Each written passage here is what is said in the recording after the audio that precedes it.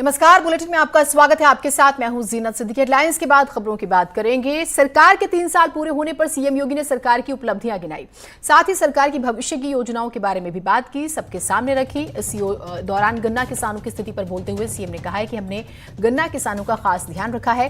2010 से गन्ना किसानों का भुगतान नहीं हो पाया था, हमारी सरकार ने 92,000 करोड़ का भुगतान किया। चीनी मिल संख्या 116 से बढ़कर 121 की गई है। गन्ना उत्पादन के मामले में यूपी इस समय बेहतर स्थिति में है। तो गन्ना किसानों का जिक्र, गन्ना किसानों को फायदा हुआ है। 2010 से रुके हुए पैसे जो है गन्ना किसानों तक पहुंचाए गए। 92,000 करोड़ का भुगतान किया गया है। एक भी मिल बंद नहीं होने दी है, यह बहुत बड़ी उपलब्धि है। मिलों की संख्या बढ़ाई गई है, 116 से 121 की गई। गन्ना उत्पादन में यूपी अव्वल हो गया है, यानी कि स्थिति में सुधार हुआ है। उसके अलावा सबसे बड़ी चुनौती भुगतान, जिसको लेकर बहुत ज्यादा सवाल होते थे, तो 92,000 करोड़ का भुगतान किया गया है। ये उपलब्धियां सरकार की तरफ से गिनाई गई है। स्पेशली पश्चिमी यूपी का जब हम जिक्र करते हैं तो बहुत महत्वपूर्ण ये हो भी जाता है। तो सीएम योगी ने उपलब्धियां गिनाई। 3 साल का कार्यकाल पूरा हुआ है और गन्ना किसान बहुत महत्वपूर्ण, कम से कम चुनावों के लिहाज से भी अपना कद रखते हैं, तो ये एक बहुत बड़ी बात है। अब जो है सरकार दावा कर रही है कि गन्ना किसानों को उन्होंने फायदा पहुंचाया है।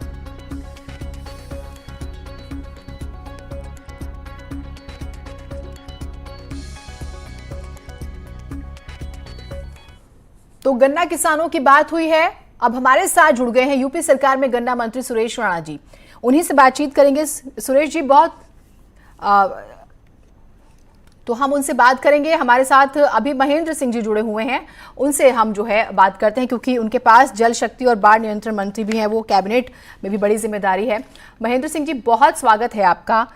घर घर बिजली, ये पहले साल की चुनौती थी, और अगर हम अभी की बात करें तो घर घर नल से जल, कितना जो है स्थिति बेहतर आप देख रहे हैं?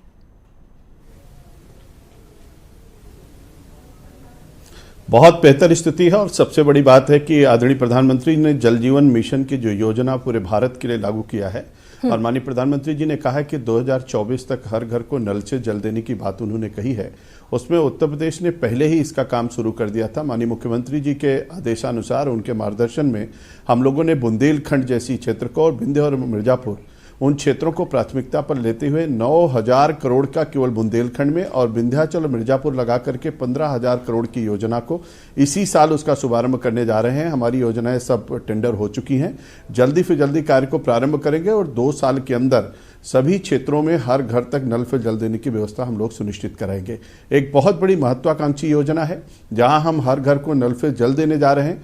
वहीं अटल भूजल योजना के तहत जो जल स्तर गिरता जा रहा है, जो माननीय प्रधानमंत्री जी ने 25 दिसंबर को उसकी भी लॉन्चिंग किया है, उसके तहत हम लोग उत्तर प्रदेश के 151 क्षेत्र जो हमारे डार्क हैं, दोहित अतिदोहित क्षेत्र हैं, उनका भूजल ठीक हो, जलस्तर भी ठीक हो, यानी जल संचयन भी करेंगे, जल संवर्धन भी करेंगे, और शुद्ध जल लोगों के घर तक पहुंचाएंगे।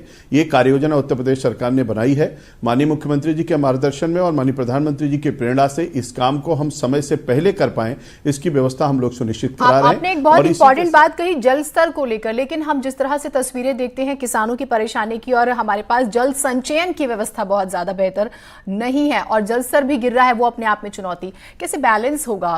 कोई रोड मैप जो आप लोगों ने तैयार किया होगा, क्योंकि 3 साल तो निकल गए हैं। नहीं, हम लोगों ने बहुत अच्छा रोड मैप बनाया है। अभी हम लोगों ने 20,000 तालाब पिछले वर्षों में खुदाई की गई है। इस साल का हमारा 15,000 तालाबों का टारगेट है। वृक्षारोपण हो रहा है, तालाब बनवा रहे हैं, जितने कुएं हैं उनका जीर्णोद्धार करा रहे हैं, और इसी के साथ साथ हम लोगों ने अभी एक कानून बनाया है कि अब जो कोई भी समरसेबुल लगाएगा उसको सबको अनिवार्य रूप से उसके घर में रेन वाटर हार्वेस्टिंग सिस्टम भी लगाना पड़ेगा। इसी तरीके से जितने भी विद्यालय हैं, डिग्री कॉलेज हैं, इंटर कॉलेज हैं, मेडिकल कॉलेज हैं, इंजीनियरिंग कॉलेज हैं, प्राइवेट कॉलेज है, गवर्नमेंट कॉलेज है, एनी टाइप ऑफ कॉलेज, उनके सब कॉलेजों में रेन वाटर हार्वेस्टिंग सिस्टम अनिवार्य रूप से लगाना पड़ेगा। सभी सरकारी बिल्डिंगों में अनिवार्य रूप से रेन वाटर हार्वेस्टिंग सिस्टम लगाएंगे। और जो माननीय प्रधानमंत्री जी ने पूरे भारत के पंचायत के प्रधानों को पत्र लिख करके आह्वान किया है कि गांव का पानी गांव में, खेत का पानी खेत में, छत का पानी जमीन के नीचे हो, इसका जो आह्वान उन्होंने किया, इसका भी बहुत बड़ा लाभ मिला है। हम सूखी हुई नदियों का जीर्णोद्धार भी करा रहे हैं, हम कुओं का जीर्णोद्धार करा रहे हैं, हम तालाबों, नए नए तालाब को खुदवा रहे हैं, बनवा रहे हैं। जल संचयन के दृष्टि से बहुत बड़ा काम उत्तर प्रदेश में शुरुआत हो चुकी है और जिसका परिणाम अगले वर्षों में हमको दिखाई पड़ेगा। जितने भी डार्क जोन हमारे, उनको हम सेफ जोन में परिवर्तित कर पाएं, इसके लिए युद्ध स्तर पर यहाँ पर प्लानिंग की गई है और जल्दी हम उस काम में निश्चित रूप से कामयाब होंगे। ये आपने बहुत महत्वपूर्ण बात कही है और क्योंकि संचयन सच में बहुत बड़ी चुनौती है और जल है तो कल है कि हम बातें करते हैं।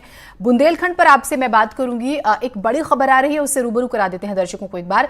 देहरादून से ये बड़ी खबर है, कर्मचारियों की हड़ताल खत्म हो चुकी है। प्रमोशन में आरक्षण खत्म करने की मांग पर थी ये हड़ताल और प्रमोशन में लगी रोक हटाई सरकार ने। साथ ही चीफ सेक्रेटरी जो है, मुख्यमंत्री के जो चीफ सेक्रेटरी है उनसे मुलाकात के बाद ये बात बनी है। तो फिलहाल जिस आंदोलन को लेकर खासतौर से चर्चा बनी रहती थी, अभी ये खबर है कि वो कर्मचारी जो हैं वो मान गए हैं, बात बन गई है। किशोर हमारे सहयोगी जुड़े हुए हैं। किशोर, क्या महत्वपूर्ण बिंदु थे जिन पर सहमति बन गई है? ताकि प्रमोशन पे जो आरक्षण रोक लगी है उसको हटाया जाए।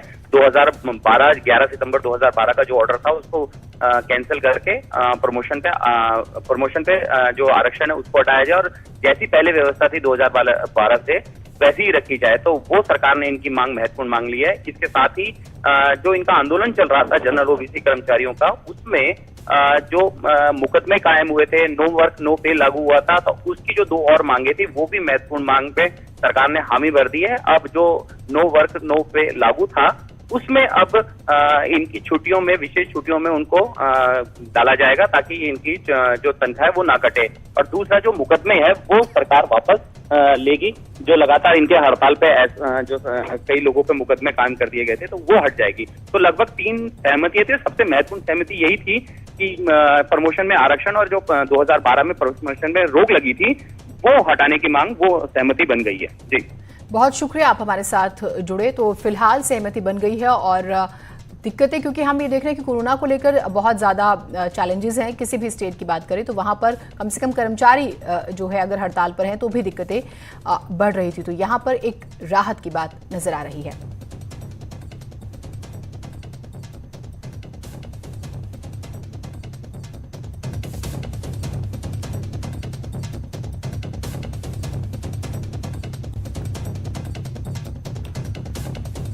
तो न्यूज़ 18 जो है सरकार के 3 साल होने पर मंत्रियों से जो है बातचीत कर रहा है और जैसे कि हमने शुरुआत में जिक्र किया था, हम महेंद्र सिंह जी से बात कर भी रहे थे और हमारे साथ इसी बीच मंत्री सुरेश राणा भी, जो कि गन्ना मंत्री हैं, वो भी जुड़ गए हैं।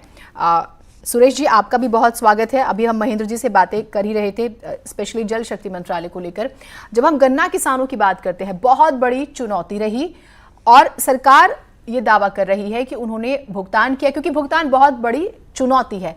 किस तरह से देख रहे हैं आप अपने इस पूरे 3 साल के सफर को देखें तो?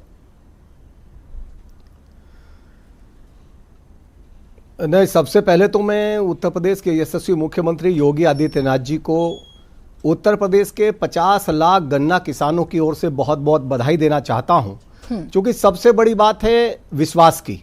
और गन्ना किसानों का जो विश्वास टूटा था, लगातार गन्ना किसान भुगतान के लिए परेशान होता था। 6-6 साल का गन्ना किसानों का भुगतान बकाया रहता था और जब उत्तर प्रदेश में भारतीय जनता पार्टी की सरकार आई थी तो उत्तर प्रदेश में गन्ना किसानों का 6 साल का बकाया था। मैं माननीय मुख्यमंत्री जी का अभिनंदन करना चाहता हूं कि उन्होंने आते ही और सबसे पहले गन्ना भुगतान को फोकस किया और उसका परिणाम यह है कि आज तक इतिहास का सबसे ज़्यादा किसी भी कालखंड में किसी भी सरकार के द्वारा 3 साल में 94,000 के आसपास का गन्ना किसानों का करोड़ का जो भुगतान हुआ है वो ऐतिहासिक है। और मैं कह सकता हूं ये ऐतिहासिक जो भुगतान है ये आदरणीय योगी आदित्यनाथ जी के कुशल नेतृत्व में संपन्न हुआ है। और इसका सबसे बड़ा कारण है कि उन्होंने लगातार बैठकें की हैं, बहुत ही माइन्यूट उन्होंने नीचे तक बैठकें की हैं, हम लोगों को निर्देश दिए हैं, कड़े निर्देश दिए हैं।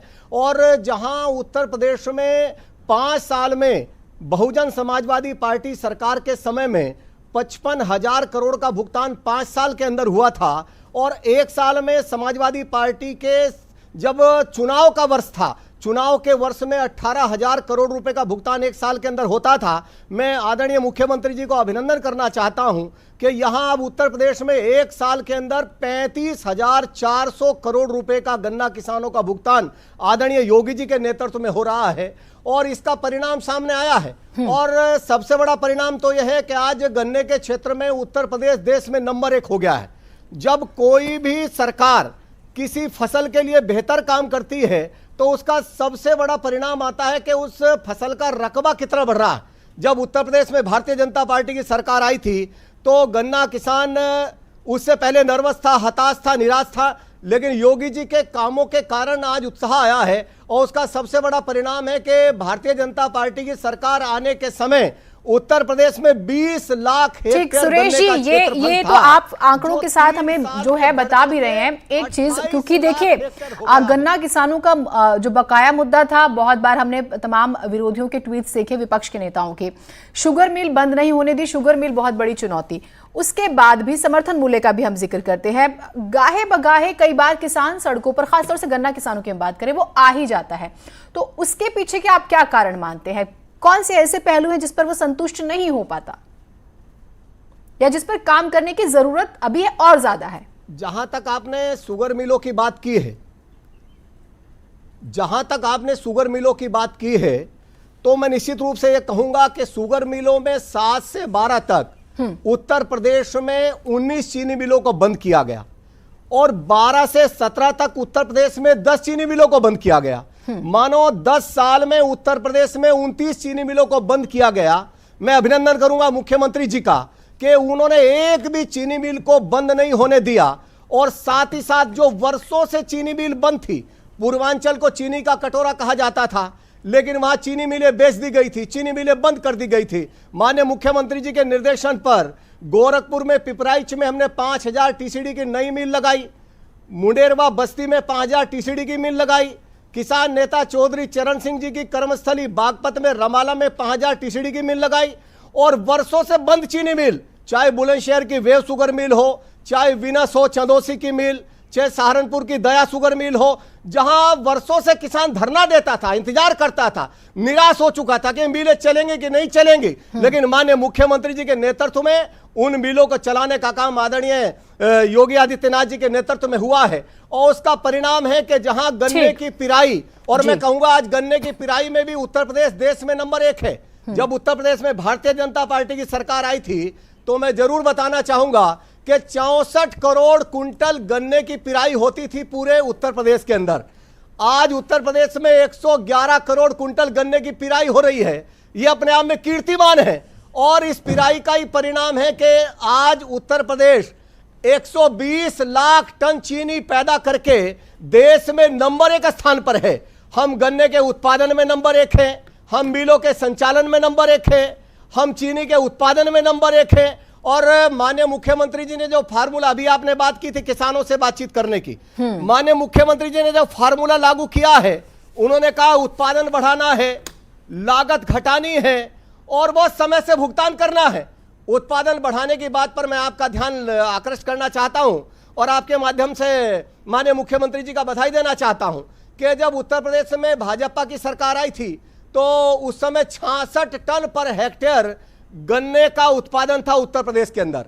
आज माननीय मुख्यमंत्री जी के कुशल प्रबंधन से और उत्तर प्रदेश के गन्ना किसानों की मेहनत से आज उत्तर प्रदेश में 80 टन पर हेक्टेयर का उत्पादन है। मानो 1 हेक्टेयर के अंदर लगभग 35,000 का फर्क, सीधा 35,000 रुपए का सीधा फर्क जो है वो उत्पादन के आधार पर बढ़ जाता है। मैं छोटा सा था, मुझे याद है, मैं देखता था और एक बार मुझे पुणे जाने का अवसर मिला था वसंत दादा पाटिल इंस्टीट्यूट में और मैंने वहां जाकर के बातचीत की थी। ये शायद 2002 के आसपास की बातचीत है, 2003 की है। आपकी बात तो को मुझे लगता था कि कोई दिन ऐसा होगा जब उत्तर प्रदेश रिकवरी में आगे बढ़ेगा, चूंकि लगातार 70 सालों की आजादी में महाराष्ट्र। ठीक, आपकी जो बड़ी बातें हैं वो मैं एक बार दर्शकों को बता दूं, फिर और सवाल जवाब होंगे। आप जिस तरह से उपलब्धियां गिना रहे, न्यूज़ 18 पर गन्ना मंत्री सुरेश राणा का बयान एक बार अपने दर्शकों को बता दें। गन्ना किसानों का भुगतान रिकॉर्ड समय पर किया है, 2010 से नहीं हुआ था गन्ना किसानों का भुगतान, ये बहुत बड़ा मुद्दा था। जिसका वो जिक्र कर रहे हैं कि पिछली सरकारों ने 29 चीनी मिलों को बंद किया, लेकिन मौजूदा सरकार में चीनी मिलों की संख्या बढ़ी है, बंद तो नहीं हुई है। 92,000 करोड़ का भुगतान हुआ है। तो ये जो महत्वपूर्ण बात, महेंद्र जी आपसे जो है बस एक छोटा सा सवाल ये कि बुंदेलखंड बहुत बड़ी चुनौती, सूखा बाढ़ बहुत बड़ी चुनौती, निपटने का रोड मैप। देखिए, रोड मैप मेरा तैयार है। अभी आपने देखा होगा कि पिछले 3 सालों में माननीय मुख्यमंत्री जी ने जिस तरीके का प्रबंधन किया है, आपको कहीं से पीने के पानी की कोई शिकायत बुंदेलखंड में नहीं मिली। इसके पहले ट्रेन से पानी लाने की बातचीत चलती थी, पीने का पानी नहीं मिलता था, लोग कहते थे हमको पानी दे दीजिए और कुछ नहीं चाहिए। हम जहां बुंदेलखंड को सिंचाई का भी पानी दे रहे हैं और पीने का भी पानी दे रहे हैं, और बहुत सारी हमारी परियोजनाएं जो पूर्ण होने वाली हैं, जिससे बुंदेलखंड को हम पानी पानी कर देंगे, पानी की कोई कमी नहीं होने पाएगी। इसी तरीके दोनों से जो मंत्री हैं, आपने जो बातें कही प्रदेशवासियों ने सुनी और हम उम्मीद करते हैं कि उस पर काम भी होगा आगे बढ़कर। वक्त की थोड़ी सी बंदिश, बहुत शुक्रिया आप दोनों हमारे साथ जुड़े हैं। तो आपके मंत्रियों से बात करके वो क्या सोच रहे हैं और क्या रोड मैप है उनके पास, वो हम आपको बताना चाह रहे थे। ब्रेक के बाद स्वागत है आप सभी का। तो सरकार के 3 साल पूरे हुए, हम तमाम विभागों के मंत्रियों से बातचीत कर रहे हैं ताकि उनके जहन में आगे के क्या प्लानिंग्स हैं प्रदेश की बेहतरी के लिए, वो हम आपके सामने रख सकें। क्योंकि हम गन्ना मंत्री से बात कर रहे थे, सुरेश जी से एक बार फिर से कुछ प्रश्नों के जवाब हम जरूर लेंगे। सुरेश जी, पर्चियों का विवाद बहुत बड़ा था प्रदेश में, उसको लेके क्या स्टेप्स उठाए गए कि चीजें थोड़ी दुरुस्त होती हुई नजर आ रही हैं? क्योंकि पिछले सालों को हम देखें तो अलग ही विवाद रहता था। नहीं, आपने बहुत अच्छा सवाल पूछा है, और मैं कह सकता हूं एक बड़ी समस्या पर्चियों की और गन्ना माफिया को लेकर के उत्तर प्रदेश में रहती थी। माननीय मुख्यमंत्री जी ने इस पर फोकस किया और उसी का परिणाम है कि आज उत्तर प्रदेश में हमने ERP व्यवस्था लागू की है। अब कोई भी किसान अपने मोबाइल पर ही, हमने ई गन्ना ऐप लॉन्च किया है, कोई भी किसान अपने मोबाइल पर ही अपनी पर्ची की व्यवस्था देख सकता है जी। SMS के माध्यम से भी उसे पर्ची की जानकारी हो सकती है। 3 लाख गन्ना माफियाओं के खिलाफ हमने 3 साल में कार्रवाई की है। मैं समझता हूं कि आजादी के बाद के 70 साल में शायद इतनी बड़ी कार्रवाई कभी नहीं हुई होगी। माननीय मुख्यमंत्री जी के निर्देश पर हमने पूरी तरह गन्ना माफिया की कमर तोड़ दी है, और उसी का परिणाम है कि उत्तर प्रदेश में जो आम किसान हैं, आम गन्ना किसान हैं, वो समय पर उससे पर्ची उपलब्ध हो रही है। जो छोटे किसान हैं, जिनके पास 4 पर्ची होती थी, वो 4 महीने तक पर्ची का इंतजार देखते थे। माननीय मुख्यमंत्री जी ने निर्देश किया कि जैसे ही शुगर मिलें चलेंगी, सबसे पहले छोटे किसानों की पर्ची की व्यवस्था की जाए, और उसी का परिणाम है कि हम लोगों ने तय किया कि हम मिल चलते ही 4 पर्ची वाले जितने भी किसान हैं, उन लोगों को 45 दिन के अंदर पर्ची देंगे। अब उनको 45 दिन के अंदर पर्चियां मिल रही हैं। 10 लाख से ज्यादा किसान इससे लाभान्वित हो रहा है, और उसका बहुत बड़ा असर देखने को मिला है। इसी प्रकार माननीय मुख्यमंत्री जी ने किसानों को लाभ देने के लिए खांडसारी व्यवस्था, जो वर्षों से उत्तर प्रदेश में समाप्त हो गई थी, 25 साल से कोई खांडसारी का लाइसेंस नहीं था, मिलों को गन्ना देने के अलावा किसान के पास कोई चारा नहीं था। माननीय मुख्यमंत्री जी ने कहा कि जो खांडसारी उद्योग समाप्त हो गया उसे दोबारा से शुरू किया जाए, और 25 साल बाद उत्तर प्रदेश में पहली बार 113 लाइसेंस खांडसारी के माननीय मुख्यमंत्री जी के निर्देश पर जारी हुए। उसका फायदा ये बातों होगा के जरिए प्रदेशवासियों ने भी सुना है, किसानों ने भी सुना है, और अब उम्मीद यही करते हैं कि आने वाला समय किसी तरह के भ्रष्टाचार का तो ना हो, कम से कम गन्ना किसानों की समस्याओं को आप लोग और गंभीरता से लेंगे। बहुत शुक्रिया आप हमारे साथ जुड़े। इसी बीच एक बड़ी खबर आ रही है, दर्शकों को रूबरू करा दे नोएडा से। एक और मरीज में कोरोना की पुष्टि हुई है। नोएडा के सेक्टर 41 का रहने वाला है मरीज। स्वास्थ्य विभाग ने की कोरोना पॉजिटिव की पुष्टि। इंडोनेशिया से वापस लौटा था युवक कोरोना पीड़ित को GIMS में भर्ती कराया गया है। अब तक नोएडा में 4 केस सामने आ चुके हैं, और ये वाला केस भी ऐसा ही है जब विदेश से कोई आया और साथ में कोरोना लाया। तो कोरोना वायरस को लेकर प्रदेश सरकार ने सभी स्कूल बंद करने के आदेश दिए, लेकिन इस आदेश का असर जालौन में देखने को नहीं मिल रहा है, जहां नौनिहालों की जान जोखिम में डालकर स्कूल संचालित हो रहे हैं।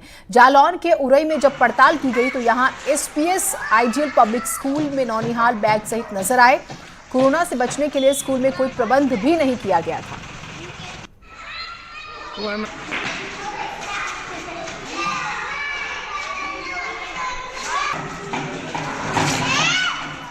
पेपर उठा पेपर तो स्कूल वालों ने ये नहीं बताया कि बंद करना चाहिए स्कूल? बताया है आज बता दिया? आज बताया है, लेकिन स्कूल फिर भी खुला है, एग्जाम चल रहे हैं। एक प्रमुख सचिव जी का एक पत्र जो है व्हाट्सएप पे आया था, उसमें लिखा था जहां परीक्षाएं चल रही हैं वो विधिवत संचालित होती रहेंगी। उसके तहत हमने परीक्षाएं करा रहे थे, लेकिन कल से स्थिति ये हुई कि सभी विद्यालय बंद हो गए, तो हमने भी आज से कर दिया बंद। चलिए फिलहाल इस बुलेटिन में इतना ही, दीजिए इजाजत। नमस्कार।